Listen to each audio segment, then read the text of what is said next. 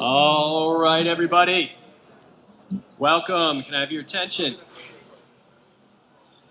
Thank you. Thank you for coming today to the 2026 Martin NAMM press event. I honestly can't believe we're here again already. Feels like just yesterday I was standing on this stage kicking off the 2025 event. So it's great to see a lot of familiar faces and some new faces. So for those of you that haven't joined us before, welcome. Thank you for coming. As usual, we have a ton of amazing new products to show you today. But before we get to that, I want to make sure that I acknowledge a few key people. And I'm going to apologize in advance for all of the noise going on around me. We tried shutting everything down, but it didn't work. So we'll power through as best we can. First and foremost, I want to thank our backstage members that are here today, because honestly, without you folks, we wouldn't have a company. All right, so thank you for your passion for the brand, your support throughout the years. Hope you have just a great show. Enjoy it to the fullest. On the Martin side, I want to thank Shannon. Shannon Hughes for kind of keeping us on schedule, making sure everybody gets here on time. I want to thank, where's Hans? Hans Ehr there he is in the back there, for building this booth. We wouldn't be here without Hans. The entire marketing team put in months and months of efforts to kind of get this ready. I want to specifically call out Kate and Lynn from Richland. I want to call out Brad and Eric and Christy and Greg and Amy. I know I'm missing somebody, but we started planning this way back in May or June, and they all put in countless hours, making sure we could get to today. And this is going to be, I know this is going to be probably our best NAMM ever. So thank you guys. And then, of course, I want to thank the rest of the Martin team. I can't name everybody, but the product team, the sales team, and the folks back in Nazareth and in Navajoa. They say an event like this takes a village, and I can say we have a kick-ass village. So great job, everybody. All right, with that, I think we should get this party started. So if you could join me in welcoming Mr. Craig Thatcher to the stage and Chris Martin.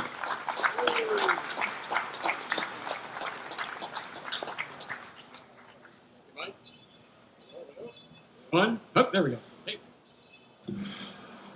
Thank you for coming. It's NAMM's 125th anniversary. Isn't that fantastic? When I was on the NAMM board, I had the honor of being the chairman of the NAMM Foundation. And in honor of NAMM's 125th anniversary, I've made a donation to the NAMM Foundation. And if you are so inclined, if you make a donation to the NAMM Foundation, their focus is making more music makers and music education. If you make a donation to the NAMM Foundation, you can do it on your phone, on the NAMM website, I will match your donation. Also, before we get started with the formal part of the program, I want to talk a little bit about health and safety and welfare. Craig, you remember when we were in Japan, it was not unusual to see people wearing masks. Right. And it was common courtesy. They were either sick or they didn't want to get sick. And if you remember during COVID, many of us wore masks. I never understood why wearing a mask was controversial when it came to health and safety. So I brought one of our old COVID masks. I may wear it. I'm actually coming off the tail end of a flu. So I do a fist bump. I'm over the handshake. So if you see me in the booth wearing my mask, it's because I don't want you to get sick. Let's see if I can remember how to put this on. It's been a while since I had to wear a mask. But it's pretty cool. We have a little Martin logo on there, right? It's got the thing in the back, and you tighten it up. So, and I have friends in the medical field. And they said, Chris, you know, in our line of business, it's actually not unusual for us to wear two masks. So isn't it funny how things have come full circle?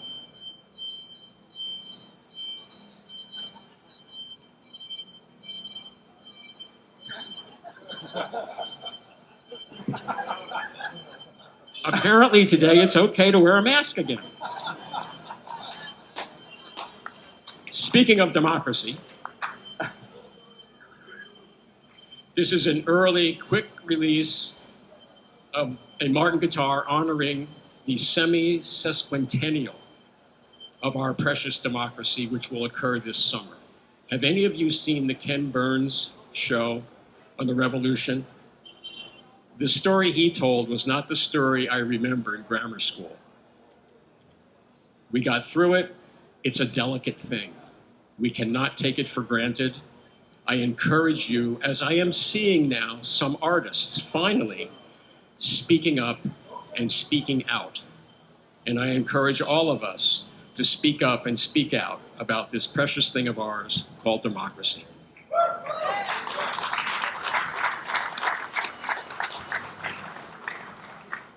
So, Craig, we have some guitars. Project 91. Not going to touch them, they're sold. We have them on display. Sorry, Craig, you can't play them because they're sold. How did Project 91 come about? We've actually been able to procure some Brazilian rosewood with paperwork. And I thought, okay, now that we've got the wood, we've got to do something exciting with it. You may remember years ago when we did the reproduction of the Gene Autry guitar. We made 91, they were all the same. I thought, would it be possible to recreate every D45 we ever made, each one individually? We made the first one for Gene Autry in 1933 during the Depression. We made the second one for Jackie Kid Moore. And there's really good documentation in the Hutton book about Jackie Kid, not sure if he wants a 14 fret or a 12 fret. So in 1934, we build and sell to Jackie Kid Moore the second Martin D45 we ever made. Jackie Kid Moore was 12 years old. And the funniest thing, sadly for him, they said, and his career abruptly ended when his voice changed. So each one of these is going to be different. These are in the sequence. Now we're into, you can see, 12 fret, 14 fret snowflake inlay. Very cool project. I'm so excited that we were able to put this together. One of the original D45s in the series is coming to visit the show. When is that, Mary? Is that Friday or Saturday? Saturday. So that's going to be really exciting. It's very rare that I actually get to feel and touch an original Martin D45. We sold one a year for the first 4 years. That's how expensive they were, remember, during the Great Depression. What else do we have here, Craig? Okay, so, long story about going to Hawaii with NAMM, and Dick Boak says you have to meet Kylan Reese because Kylan has a theory that there was a guitar that predates the D45, predates the Dreadnought, a custom one-off guitar made for a classically trained Hawaiian musician named Major Kealakai. And Kylan was so excited. I'm like, Kylan, you're on to something. So we made a reproduction, and that's in our line. It didn't have the Dreadnought shape. It had the Dreadnought depth. It was a 12-fret guitar. It's 1914, right? We didn't make 14-fret guitars then. So Tim Teal, my buddy and colleague, thought, what would happen if we took that body and put a contemporary 14-fret neck on it? So that's what this is. One of the coolest things about this guitar is this is a reclaimed spruce top. I forget the exact story. Somebody here must know the whole story about the reclaimed wood. So this wood, I think, was part of a bridge, maybe in Alaska at some point. And I'm so glad we're using the wood. There you can see the dreadnought depth. Would you care to play this? I'd love to.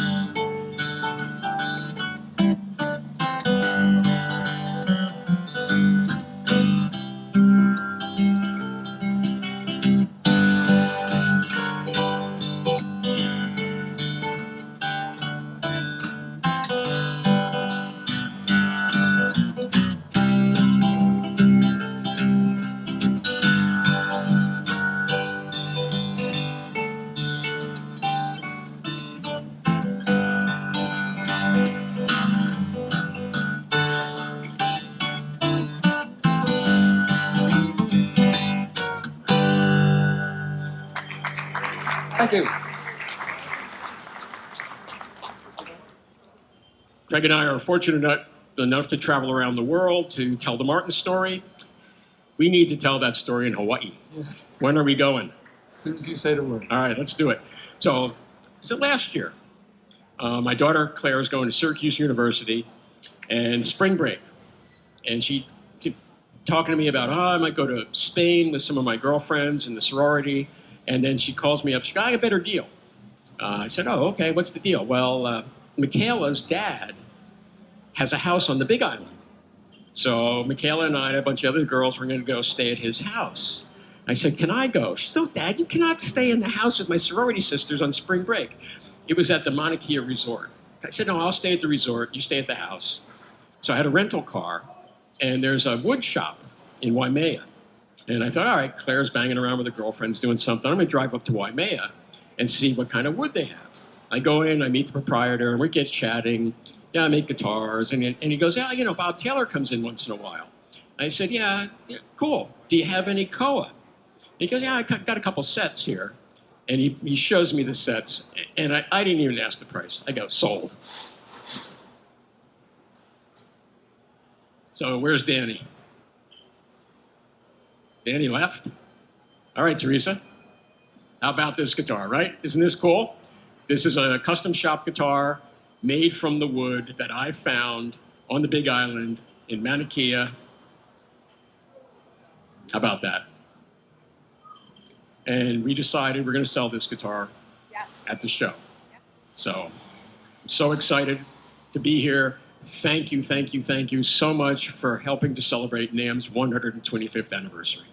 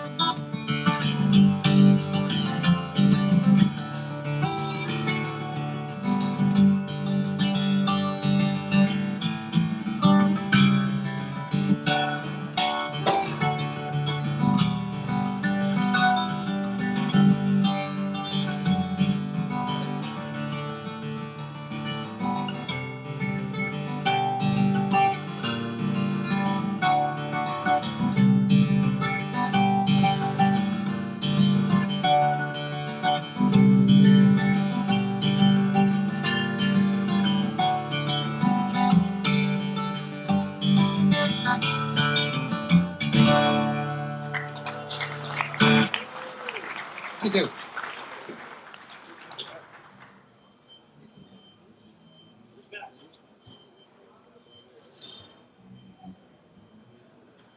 All right. What do you think so far? Pretty good, right? One more time for Craig and for Chris. All right, we are just getting started. That was just a little taste of what we got so far. We've got more guitars. We've got other products coming.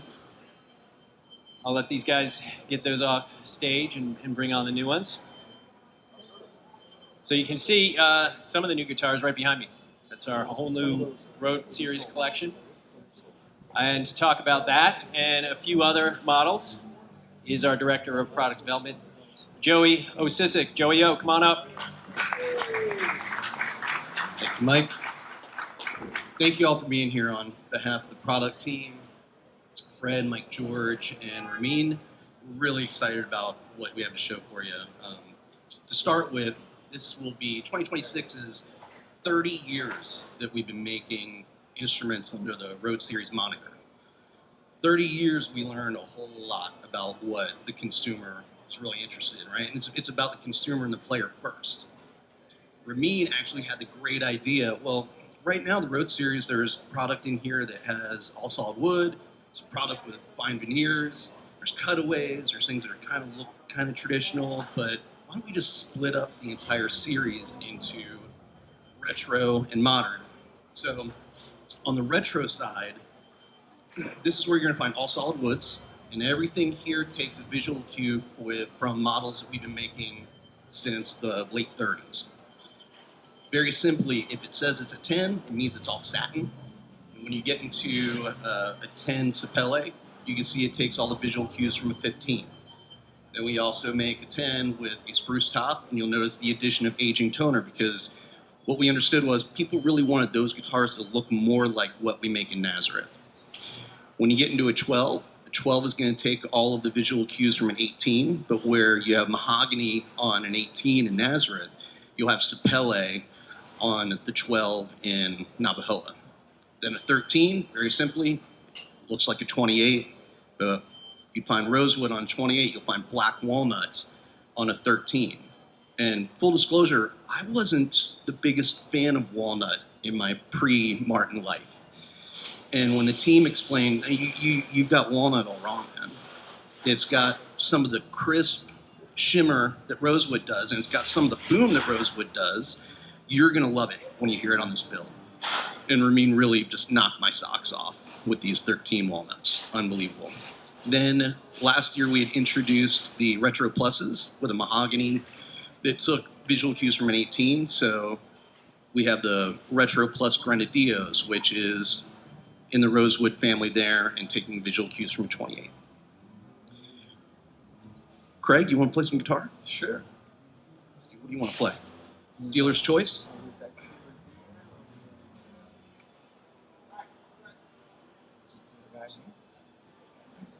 So Craig is going to play a triple 13E retro to show off that black walnut.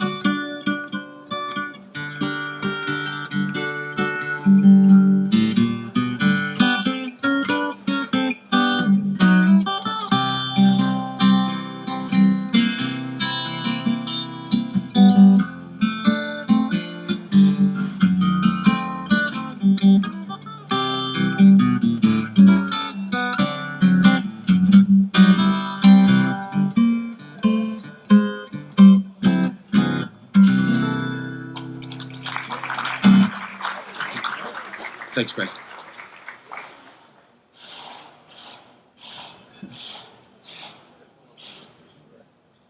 All right, and then on the modern side, this is where you're going to find cutaways, find the use of fine koa veneers on the 13s, and there's still some things that tie the retros and the moderns together. 10 still means it's all satin. Once you get into 13s, you get full gloss, you get other little hints, white binding and paces, but Ramin thought this was a great opportunity to bring back a couple things that we haven't offered in a while, like a dread cutaway. This is also where the SCs still remain, but we wanted to celebrate that burst on the SC13 on the end there. That is Mescal burst. Our colleagues in Navajoa, they're in the Sonora area where Mescal, which is a very smoky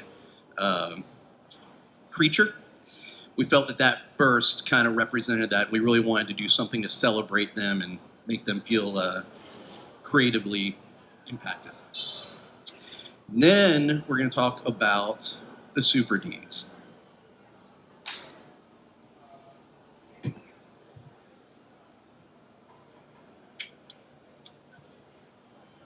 So before you dig in there, a couple years ago we came out with some Super Ds out of our custom shop.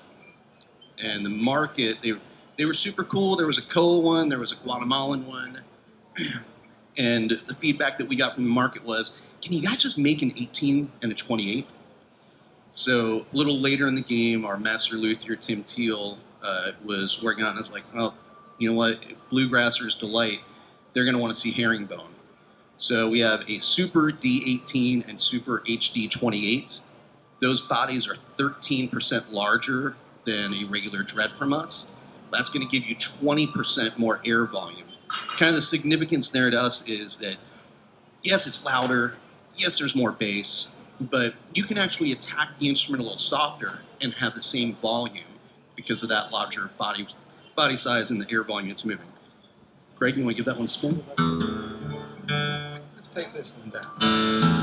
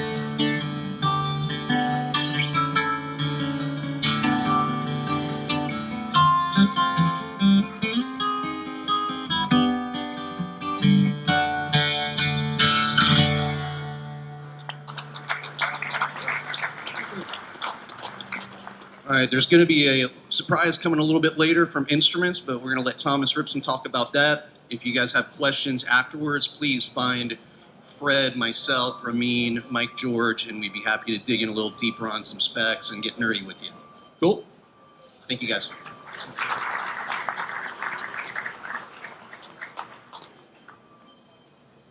All right, give it up for Joey and the product team. What a great job. All right, first, pay no attention to any forklifts that are hovering over my head. Thomas was going to do a grand entrance where he came in on the forklift, but health and safety said no, so maybe next year. All right, so you saw some great guitars, but you know we don't just make guitars, right? In fact, for over 50 years, we've been making strings.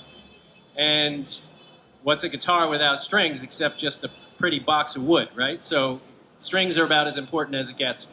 And here to talk about some of our new string products is the man who's in charge of strings at Martin, Brian Hall. Hello, folks. Yeah, I'm the guy who makes the strings that make all these instruments sing. And no Martin instrument, guitar or ukulele, is complete until it's got a set of Martin strings on it. So I'm going to talk to you about a couple artists that we had the privilege of working with.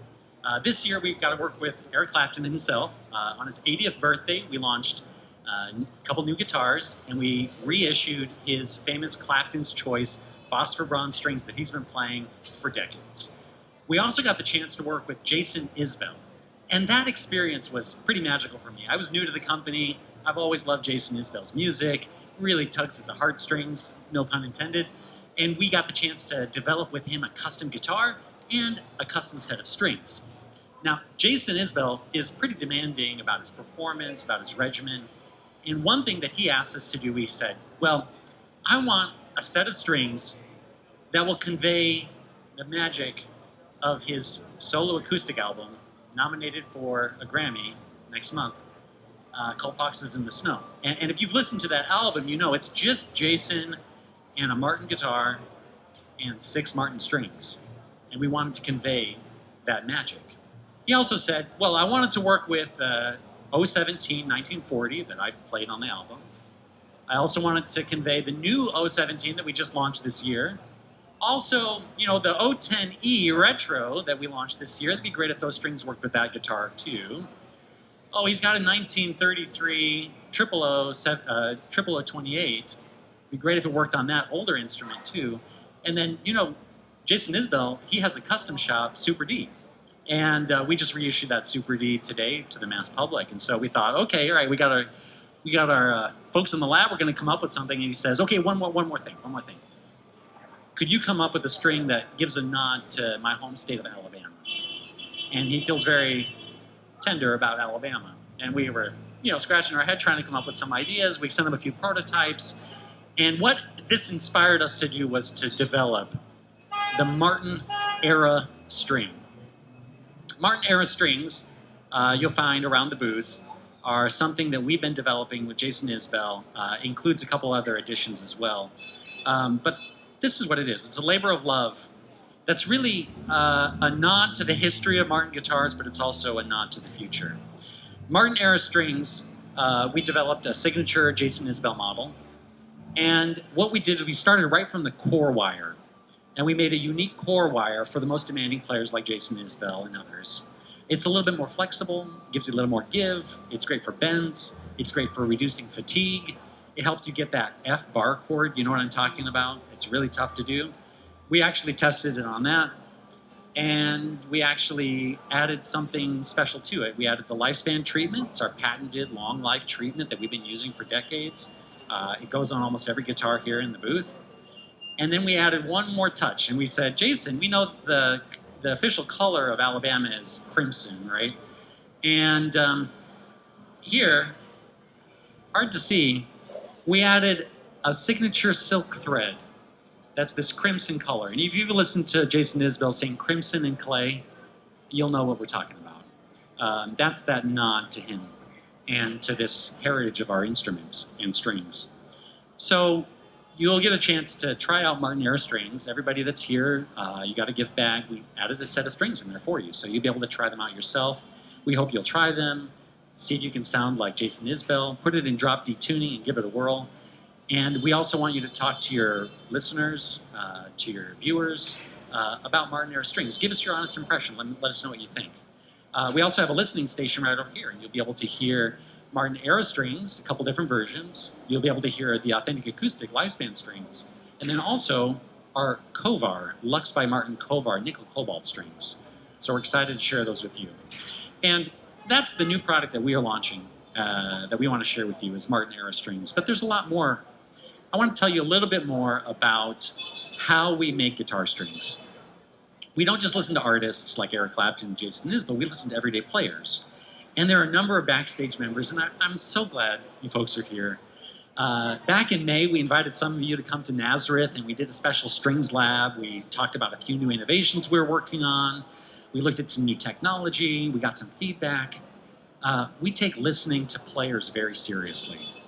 We also wanted to hear, what is it about Martin strings that make them unique? What is it that make them special? What do you find in a Martin string, or what do you want to find in a Martin string that you don't find in any other brand of string? So we actually invited 10 backstage members to do special interviews with us and our team. Thomas Ripson, my boss, Mike Nelson, who was up here introducing me, all got the chance to work with and interview these players. And we asked them, what is the one thing that you want us to focus on in developing new strings? And the thing they said is actually written on the outside wall in the sales bullpen. We say, unleash the artist within, which is our brand purpose. But the key is 3 words: tone is everything. And that is what gets us up in the morning. That's what makes us make the best strings in the world. And that's what makes us make the best guitars. And we remind that to our team every day when we go to work. Tone is everything. And so we're going to continue to develop the best sounding strings for every player, from Jason Isbell to the beginner, to our backstage members, to Eric Clapton. We're going to keep developing the best sounding strings. And we hope if you're an artist or you're just learning to play, come talk to me. I'll help you find the right Martin strings for you. And who knows, you might come up with a new innovation that'll help us launch the next 50 years of Martin strings. But appreciate your participation here, and we're very excited to be talking to you about strings. So back to Mike. Thanks, Brian. Give it up one more time for strings and Brian. All right. So obviously we've been making guitars for a very, very, very long time. We've been making strings for over 50 years. But do you know what one of our fastest growing business segments is? It's accessories and parts. So here to talk about that today is Hillary Brown.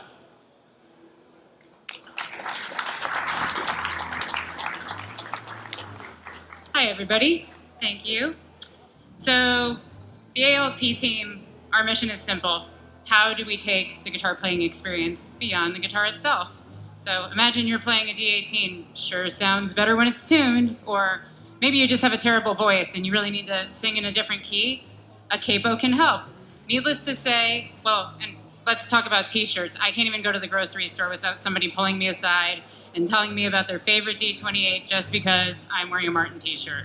So whether it's guitar accessories, apparel, guitar parts, we find ways to allow our players to live the brand every single day.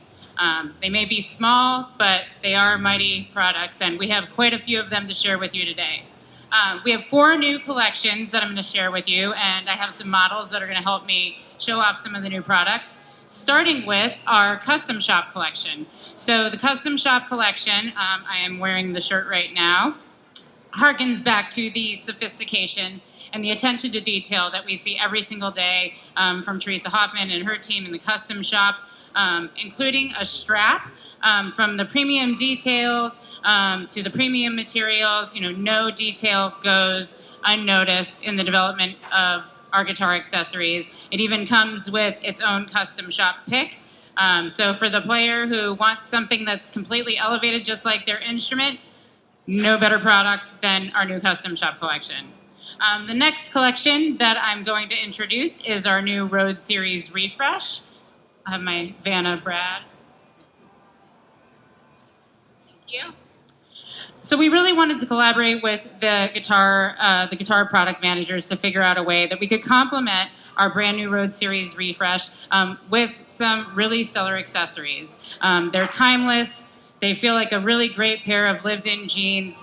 They take that vintage classic feel that you'll love from the Road Series, and instill it into a bunch of great guitar accessories, including our new jacquard and leather-backed brown strap, premium materials, and again, just a vintage look and feel that any Martin fan will know and love. And then Rachel, our VP of HR, is going to be our model.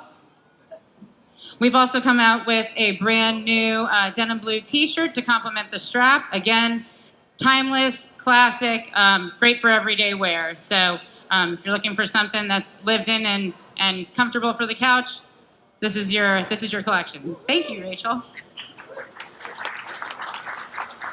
We also have our Modern Heritage collection. So if I could have the crew neck crew out. Don't be shy. Strut your stuff.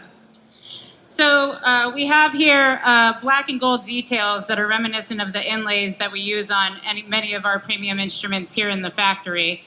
We wanted to take some of those great levels of detail and put them into a great collection, including a new filigree hat, as well as a crew neck sweatshirt and a Janine mug. So again, just taking those great classic details that you see in our Nazareth factory and putting them into a new collection that's great for the personality that wants that heritage with a twist.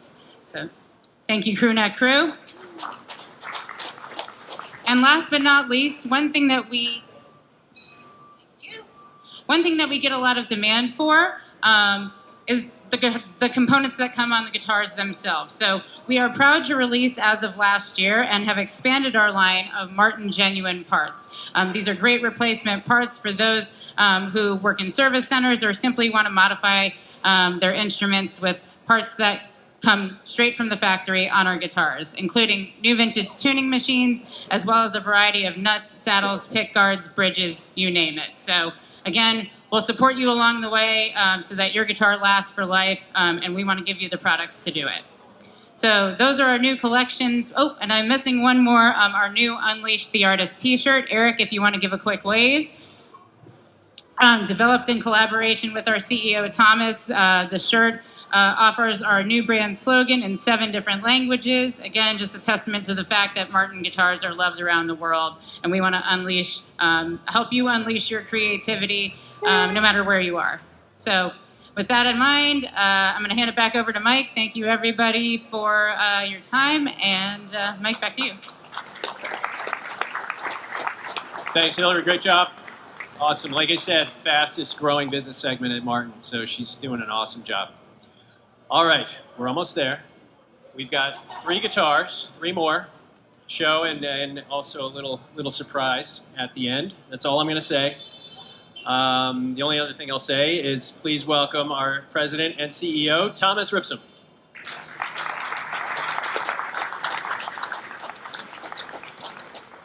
Good afternoon, and thanks for being here. It's great to be back at NAMM, and it's great to talk about all these cool products that we love to talk about. I sit on the NAMM board, and as Chris mentioned earlier, NAMM is celebrating its 125th anniversary, and the mission for NAMM is to create more music makers. And I think in the time we live today, and where the world is headed, making music is something really precious, and I hope you all support making more music makers. That's what we really need to focus on as an industry. And as Martin, we're right here, and we obviously support that. Because our brand purpose is unleashing your inner artist within. That's what it's all about. And you probably get a sense from the product introductions so far, you get a sense that we love to create new products. Sometimes going back in history, sometimes thinking forward, future forward, but we just are really passionate about creating instruments, creating strings. And the next guitar I'm going to talk about is another example of our passion for creating guitars. It's a custom shop Paisley Emberburst. I think it's the first Paisley in the history of Martin guitars, I think. But the way this originated was, I'm a big Paisley nerd, you know, and when you probably think about Paisleys, you think about electric guitars. And I have a few of those, but I thought, wouldn't it be cool to have a Martin Paisley guitar? And not just a generic Martin Paisley guitar, but a guitar that is actually a real Martin guitar. So I talked to our team, and we got to work, and this is the result. So let's start with the Paisley, the top. So this top, you can actually zoom in, and you will see that is a real customized Paisley pattern, Martin customized Paisley pattern. So for instance, you will see there's a snowflake here, right? Snowflakes, for those of you who know, we have obviously used that on a lot of our other guitars for inlays. So you probably know this game. There are 10 things you need to see in this pattern. Let's see whether you find them all. There are probably more, But this is a truly Martin-specific Paisley pattern only offered by Martin. That's number one. So we had the top first. We already knew it would be an M size because we heard from lots of players over the years we should do more M size models, quadruple O's, and this is an M size. We had a top, and the top came out stunning. So we thought, so what are we going to do with the sides and the backs? Well, we decided maybe curly maple, back and sides, because it adds to the stunning character of this guitar. And then just to round it out, it has a walnut neck, it has LR backs, anthem pickups, capture the natural sound. It's going to be available through our custom shop for a year because we think this is definitely a collectible, and we hope it's going to excite a lot of people. This started as a guitar of one that I asked the custom shop to build for me, and then once the guitar made it through the factory, a lot of people got really passionate about this, and then we thought, why not offer this one up for a year? So custom. You want to play it? Sure.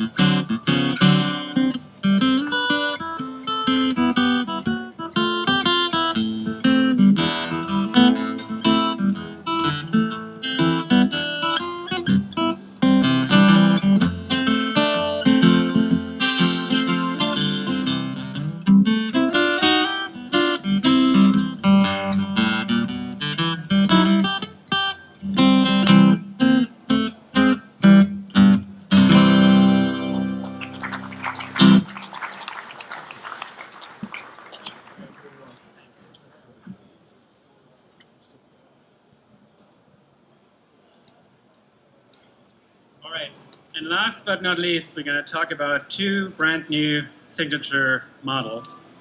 And you know, at Martin, we really love long-term relationships with players that connect with the brand, connect with our guitars, and then actively use it throughout their life journey. We absolutely love that. We also love tradition, and as I mentioned, we also love players that are in the here and now and give us a sense of where the world is going. And these two signature models we're going to talk about come with an artist that we've collaborated that probably exemplifies the spirit of long-term connection, tradition, future, more than anybody else. She's a Grammy Award winner, multi-Grammy Award winner. She's nominated for another Grammy Award coming up a week from now.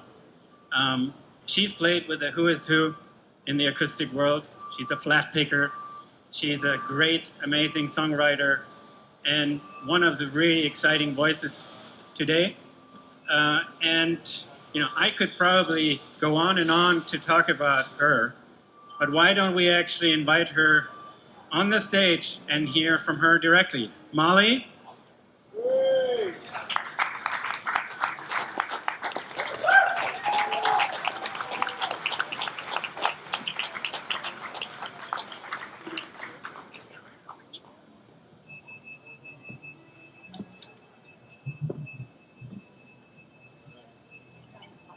Hi. Thank you for being here.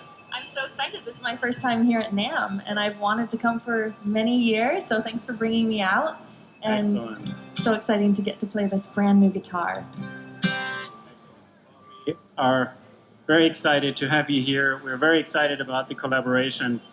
And Molly, you've had a long connection with Martin Guitars, and let's maybe start with a story you shared with us when we met you, and you talked about your first Martin. You want to share it maybe here? It's so beautiful. Yeah, totally. So I started playing guitar when I was 8 years old, and my father has taught music in the Bay Area in a music store in Palo Alto called Griffin Stringed Instruments since he moved out there from Illinois in the 70s. In the late 70s, he moved out to California, started teaching bluegrass to people all over California, but especially in the Bay Area. And so I grew up going to this music store and just being surrounded by amazing instruments, both like around the house and when I would go into the store where my dad worked. So from an early age, I knew I wanted to play the guitar. And when I was 8 years old, I picked up a guitar for the first time, and I was, my hands were pretty small, and I was like a little kid. So my dad brought me home this baby Taylor guitar, and that was my first one. But all my favorite guitar players played Martins, and those were just like the pinnacle for me. I dreamed of playing a Martin and, kind of owning my own Martin someday. So when I got a little older, I kind of, had a couple different guitars. I think I needed a bigger guitar, so I got a Blue Ridge guitar that I really liked too, but I still coveted these Martins. So I started playing shows and playing, even like busking around Palo Alto where I grew up. We would play like on the street corner, me and my brothers and my dad, and any gigs we could find at like the local pizza shop. And I started saving up my money to buy my first Martin guitar. And so I went into the shop, into Griffin Stringed Instruments, and I found one that I really loved. It was a HD 28V, so it had the Adirondack spruce top, and it was the rosewood guitar. And I still remember the serial number because I stared at it so much and I memorized it. It was 997250. And I just looked at it every day. And the store told me, like, if you can save up $2,000, we'll give you a discount. We'll give you a deal on this guitar. And that was a pretty good deal. So I finally, after like a couple of years, I remember I asked my grandparents for Christmas. I was like, all I want is money for my guitar. I think they gave me $200, which definitely helped. And I was just busking. And even I started teaching lessons sometimes to kids, teaching them basic chords and stuff. And so after a couple of years, I had my $2,000. I pulled it out. Some of it was in my bank account that I had. Some of it was just like loose money from busking. I pulled it all and I went into the store with $2,000 in cash.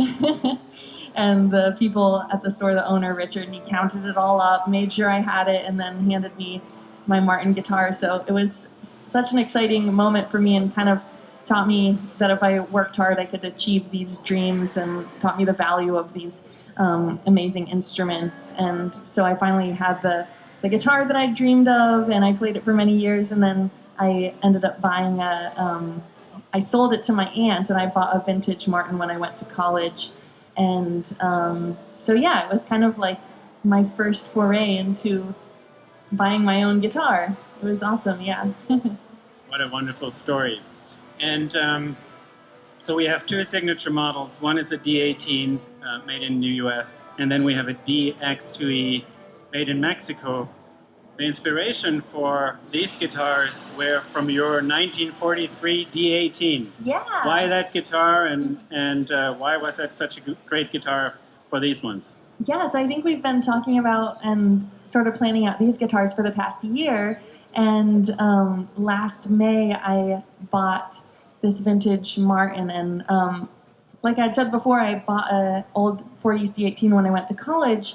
And then I tried to tour with it, and it was just hard to, take it on the road because it didn't have a truss rod. And I felt like I was sort of doing the guitar a disservice by, traveling with it so much, and it was getting this wear and tear. So I ended up selling it, and I've played newer guitars ever since. But when I recorded my album about a year ago, a little over a year ago now, I was just missing that vintage sound. So I decided I wanted to get a studio guitar and kind of like get my dream guitar to keep at home mostly and play on recording sessions and on my own records. So I found this amazing 43 D18, and I knew I wanted a 40s Martin because I love the 40s style necks, and the 1 11/16 necks are just really comfortable for me. And I just so happened to find a D18 that I loved. It has like the perfect kind of balance of the dry D18 kind of focused tone that I love in the studio, but it's also really resonant and has that vintage sound to it. And yeah, I just totally fell in love with this guitar. So I emailed Thomas and the folks at Martin. I was like, hey, it would be cool to incorporate some of these, vintage specifications into the signature model. And we were kind of midway through planning it. So then we shifted a couple things around. We landed on changing it to mahogany, and then a couple of the other features were more in line with the vintage style of guitar building. The rear shifted bracing and the neck width. And you were saying that this is the first time they've done a DX model with the kind of 40s style neck, the thinner neck and the V-shaped neck. So that was exciting for me to get to be a part of that. And I think I love those necks because when I was a kid, my dad had a 40s Martin around the house, and it was my favorite guitar to play when I was practicing. So I just got used to that neck shape and style, and it's really comfortable. I think it's just a little slimmer than the 30s necks to me feel so big and just kind of, I don't know, it's hard to wrap my hand around them sometimes. Yes, you made these guitars truly yours, which is beautiful. And even if you look at the inlays, the moon phase inlays, can you talk about that? That's very personal. That was a fun thing we thought of. I think we were in the Martin showroom in Nashville and talking about just like any special design features. And I had never, kind of worked on something of this scale before. So I was just trying to think what I would want to make it into. And I was looking around and I saw this Johnny Cash signature model guitar, and it had stars for the fret markers. And then I thought it could be really fun to do moons. That kind of inspired that idea. I have a lot of songs that, mention the moon. I feel like the moon is very tied to creativity and inspiration. And I love that as you go up the frets, the moon kind of materializes from a new moon into a full moon, and it kind of helps you keep track of where you are on the guitar. So I thought that was a fun, and I hadn't seen any guitars with that before. So yeah, we all got excited. We were like, let's do it. Very exciting. And we mentioned the Mexico model, the DX2E. I think one thing that you were intentional about was you wanted to create models that also can make it into many players' hands, make it more accessible. Can you talk about kind of your thoughts behind that? Yeah, well, I love having the DX model that's like a little more affordable for more people who like, whether they want a guitar just to play for fun or to play on stage. Like, it sounds so good, you can really take it anywhere. And like I was telling in that story, like I kind of, grew up playing different types of guitars. Some of them were a lot more affordable, and I think it was nice for me to have those stepping stones to really kind of, start on a smaller one and then just slowly build up to the guitar that I saved up for and that I kind of dreamed of. So for me, it's always important that anyone who, wants to own a great instrument can have access to it. And so I love having the DX models that's just a little more kind of available for people. That's great. And you have many, many fans out there, and they will be very excited to have them available. So we have these two models, your models. If you think about the players that may get them into their hands, what do you hope these guitars will unlock for them? Yeah, well, I mean, I hope that these can unlock, new ideas, new kind of sources of inspiration for people. I feel like anytime I get a new guitar, I instantly want to, see what ideas it holds and see what new songs I could write on it. And just having this one in my hands today, I haven't really gotten to play these. I've played them a little bit, but it's just exciting to have this new instrument, and I'm finding myself like playing different stuff that I wouldn't normally come up with. So I hope it can unlock some of that for other people. And they're definitely kind of like the dreadnought style that's really popular in the bluegrass world. So I hope people take them to their local jam sessions, Totally. That's what we need. Yeah, Yep. take them to your local bluegrass festival. Exactly. Well, thank you very much for your honesty and for sharing a little bit kind of the thinking behind these guitars and what's important to you. We're very excited to be working together. The collaboration has been wonderful. Yeah. I know we had various sessions, and there was a natural flow to creating these guitars together. So a big thank you. Thank you. And since we have Molly here, and we want to hear how these guitars actually sound, because it is about the tone, why don't you play a little bit for us? Yeah, totally. Take it away. Okay, that'll turn it on. Then should this... All right, cool. Just gonna move these a little bit. Okay, I think that's good.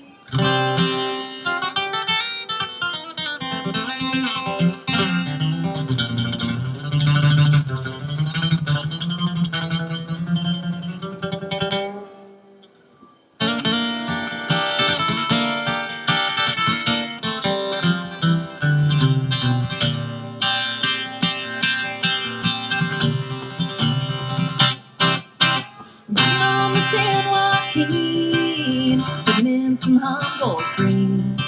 Watch out for that blue, think your pocket's clean. Tossing into hatch a bean. Get to Richmond on the road. As soon as the suitcase is sold. Till then I'm rolling down the line. Looking for the next hot time. I'm on the sandwalking. Well, sandwalking is a mighty good line. There's a mighty good chance you'll blow your mind.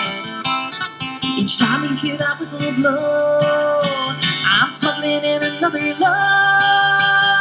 I'm on the sidewalking, bringing in some humble green. I'm just rolling down the line, looking for the next hot time. I'm on the sidewalking.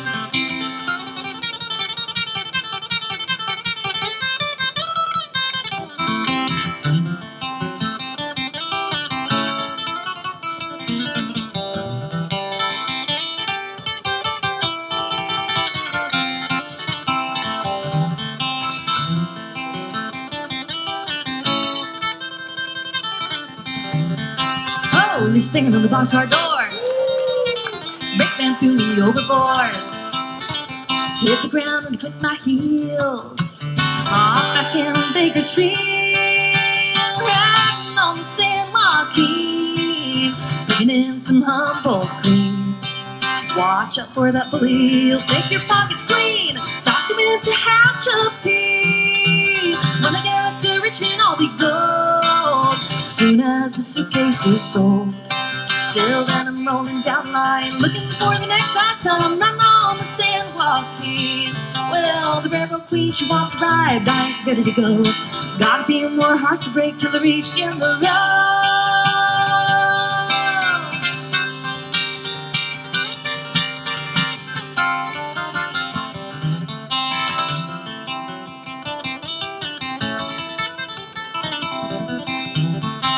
Riding on the sandwalking, fastest you ever seen. And when my riding days are over, toss me in the baggage car. Put that beaver in the mouth, spark it up and send it south. Riding on the sandwalking.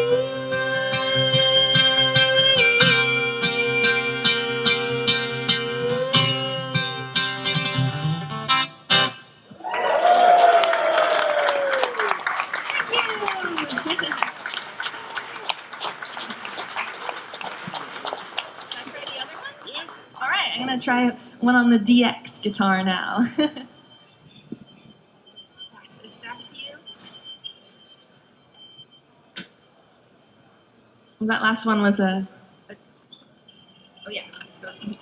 That last one was a train song that I wrote. I've always felt like there could be more, bluegrass songs about California because I'm a California girl, and so that one was one all about the San Joaquin train line. This next one is one off my latest record, and it's kind of, I'm gonna not use my pick for this song and play one that uses a different style of guitar playing called the clawhammer guitar. And so I'm in a different tuning, which is another perk of having two great guitars, is you can put one in another guitar tuning. So I heard there were some guitar nerds here at NAMM, so I'm hearing the Dadgad tuning, and I'm gonna do a little clawhammer guitar playing for you all. Off the no-name road on Chickasaw Bluff, feel the hair on the back of your neck stand up when you see those cypress roots that wind round a marble stone, says Bill O'Brien. Legend lives the old folks tell, the ghost of a lawman haunts these hills, looking for the woman that shot him down in the 44 that was never found.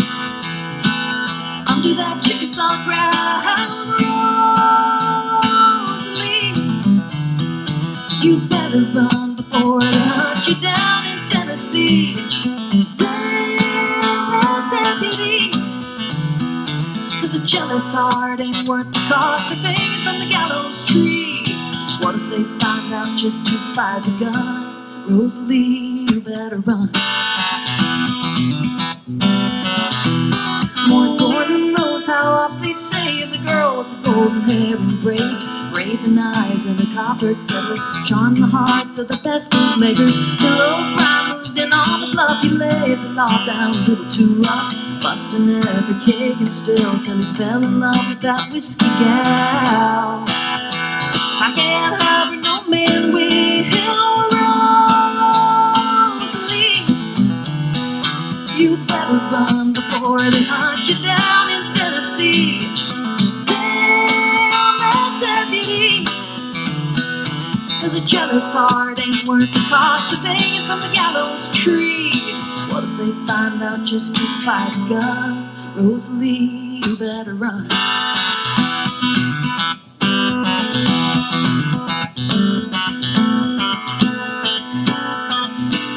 What if they knew Miss Betty Lou had seen him at the dance that night? What if they noticed Otis Johnson begging him not to fight? What if they heard his final word laying on a cypress tree? Rosalie, Rosalie.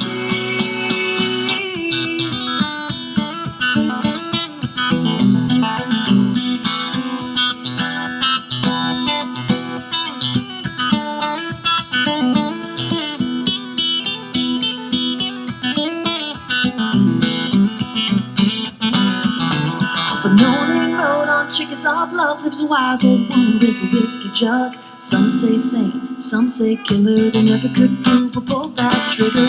Neath those cypress roots through the wine, the secret died with Bill O'Brien. Follow her to the depths of hell. Mix love and whiskey, won't end well. Sometimes you can hear him yell, Rosalie, you better run before they hunt you down in Tennessee. Damn that deputy, 'cause a jealous heart ain't worth the cost of hanging from the gallows tree. What if they find out just who fired the gun? Rosalie, you better run. Rosalie, Rosalie.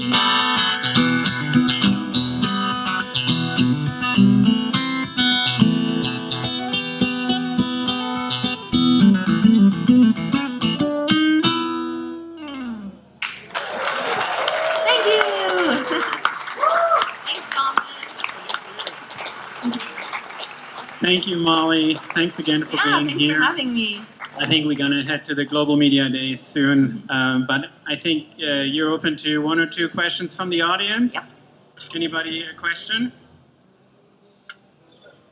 Go for it. Yeah. There's a question. How long have I been playing guitar? I started when I was 8 and I just turned 33 last week. So let's see, that's been, what, 25 years? Long time. It's my 25th year playing guitar. Yeah.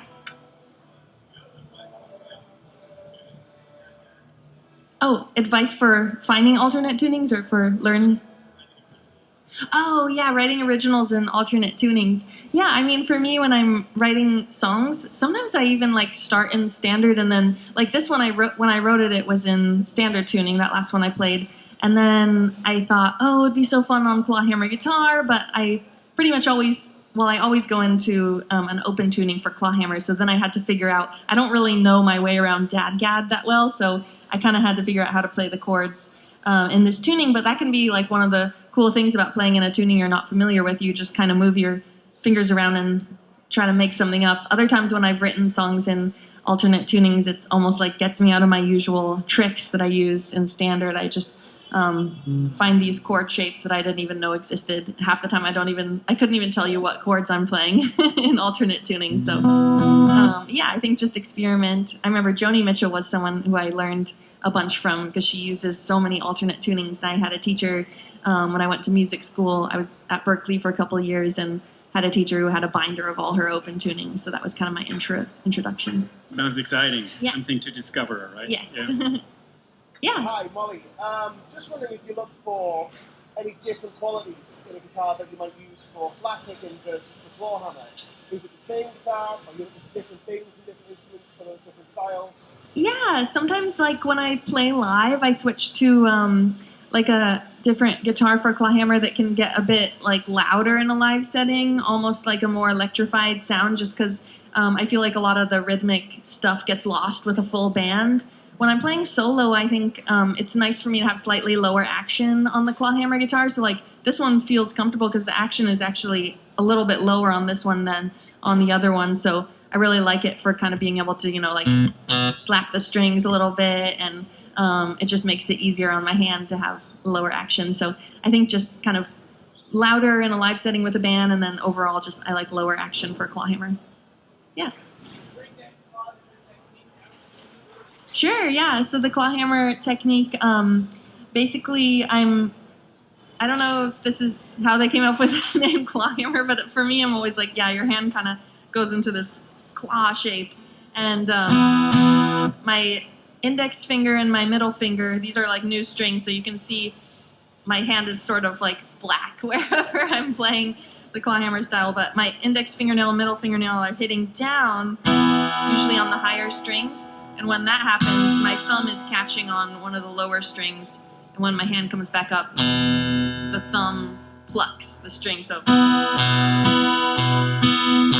and it's normally done on the banjo, but I learned that you could just kind of take that technique and apply it to the guitar. When I was a teenager, this guy in the Bay Area showed me that you could play claw hammer guitar. And I thought that was really cool because I played claw hammer banjo, and then it was easy to transfer it over to the guitar. But the basic kind of rhythm that a lot of people start out with is called the bum diddy pattern. So that would be. So just every other time you hit the strings, your thumb plucks.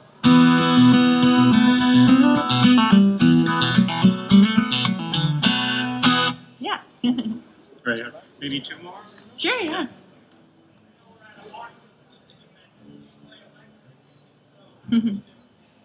I only play electric occasionally. I'm so much more comfortable on acoustic guitar. When I pick up an electric, it feels like this whole other instrument to me, and I'm like, oh my god, I'm so loud all of a sudden. I'm not used to having sustain. So I think just having a different touch, like a lighter touch, especially coming from bluegrass guitar, I hit the guitar pretty hard, so that's really different from what you play on, how people play on electric. I remember when I used to play electric a little bit more, I was constantly breaking strings just because I was hitting it like it was an acoustic guitar. So I sort of had to learn to back off a little bit.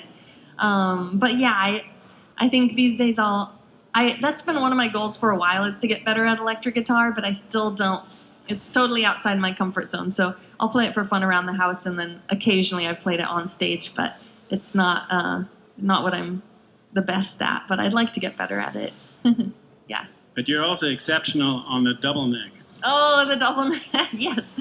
They surprised me with, have you seen the Martin double neck? It's crazy. I've been playing it in my shows since I got it last fall. It's been so much fun. At first I was like, I don't know if I can do this. It's a lot of strings to tune. And then when I switch necks, it's like hard to get to the right string, but you kind of get used to it. And it's been so much fun. You definitely can do that.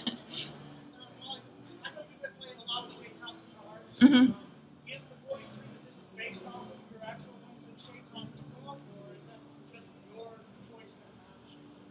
Yeah, this is kind of like a hybrid of the 43 that I bought that's not a shade top, and then just the guitars I've been playing on stage for years now, because for whatever reason, like, I remember when I was a kid, I didn't like sunburst guitars that much. I was really kind of like a purist about, no sunburst, and then I just gradually started to really like them, and now I feel like they're so pretty, and it's kind of unique in a way. Like this one, I love the dark sunburst, and that's kind of what I've gravitated towards. And so, yeah, my vintage Martin that it's based on isn't a sunburst, but I just kind of like having that little unique look to it. It feels like me because I've been playing them for so long now. Yeah. Okay. We'll wrap it up with this. Or do you want to do one more? I don't care. Two more? Up to you.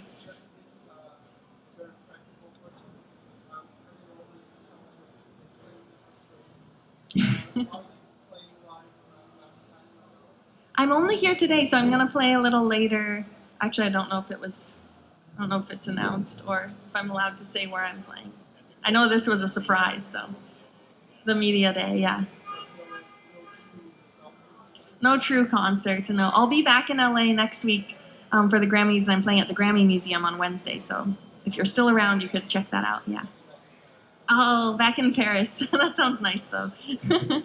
But your schedule is really busy, so if you want to catch Molly, you can catch Molly, that's for sure. I'll be in Paris opening for Tyler Childers in a couple months, so maybe I'll see you there.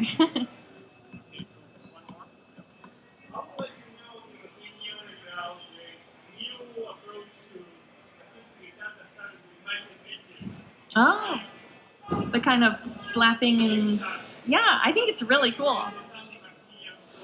Yeah, I love it. I think it's so fascinating to watch. Whenever I see people playing in that style, I'm like, I don't know how they're doing that, but it's really cool and super entertaining.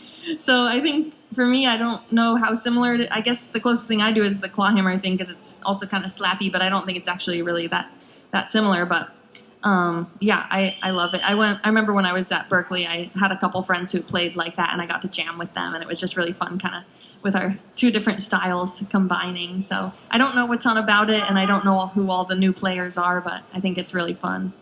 I love listening to it and seeing people play like that.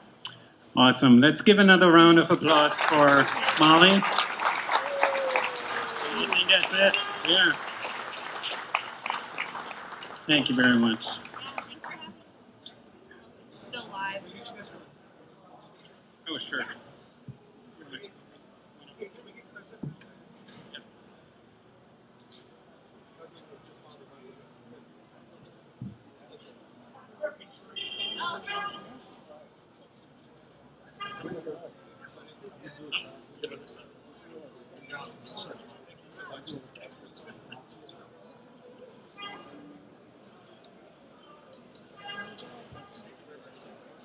All right.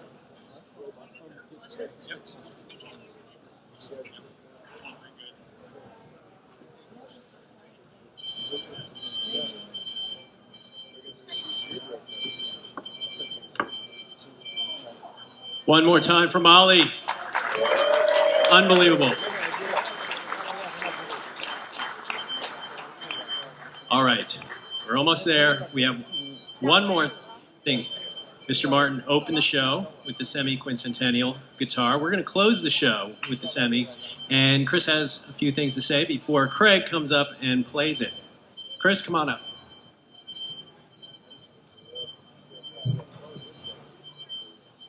How cool was that, right? So, how many bluegrass guitar players does it take to screw in a light bulb? 5. 1 to screw it in, and 4 to stand there and say, I could do that. Craig? Yeah. Can you take us out on something? I will try. About one more round of applause for Chris Martin and Molly Tuttle. So Chris asked me if I could play something patriotic with this guitar.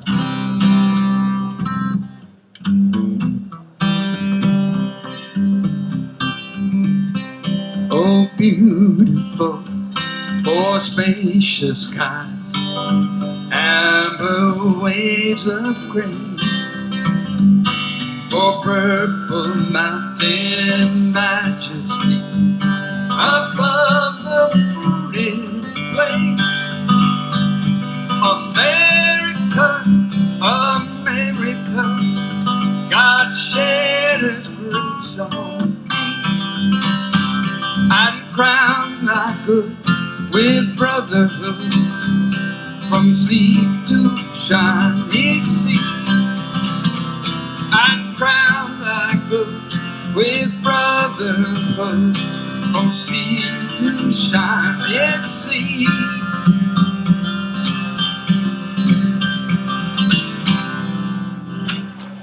Thank you very much. Enjoy your NAMM 2026.